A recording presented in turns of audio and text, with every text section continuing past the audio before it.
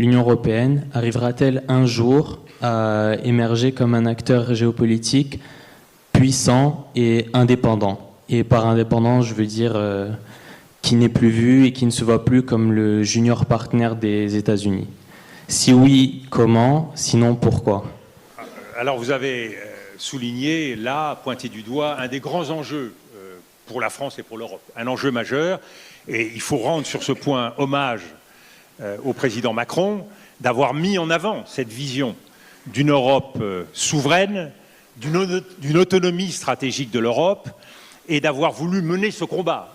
Force est de constater qu'il n'a pas eu les partenaires et que la réponse de l'Allemagne en particulier n'a pas été à la hauteur de ce que nous espérions et que l'esprit de l'Europe aujourd'hui n'est pas suffisamment branché sur cela, toute la partie est de l'Europe étant d'abord soucieuse de garder ce lien extrêmement puissant, j'allais dire cette tutelle même des États-Unis sur l'Europe, qui fait que la défense de l'Europe est assurée par l'OTAN et que le pilier européen est incroyablement faible et qu'une grande partie des dépenses militaires de l'Europe sont dépensées en armement aux États-Unis, alors qu'ils devraient être mis au service de la défense d'une industrie européenne de défense.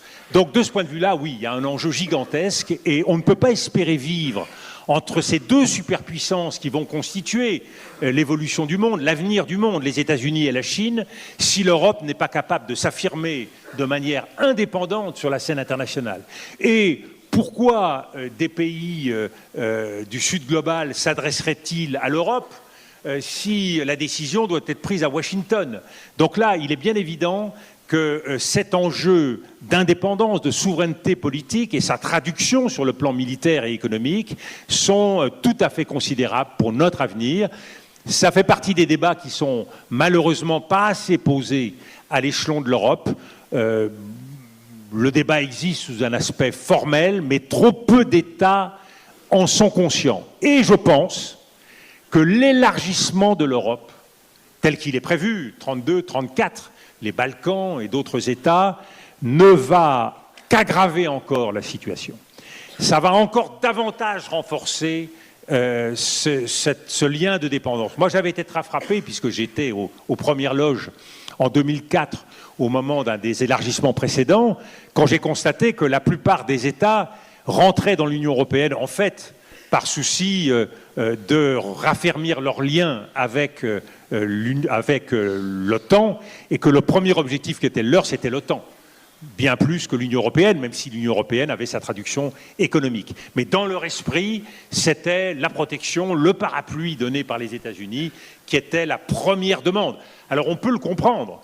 Au sortir de l'expérience soviétique, après la chute du mur de Berlin, on comprend que ces pays avaient comme première angoisse la question de la sécurité et la question de leur indépendance. Mais depuis, l'Europe s'est émancipée, l'Europe a montré sa capacité à passer un certain nombre d'étapes.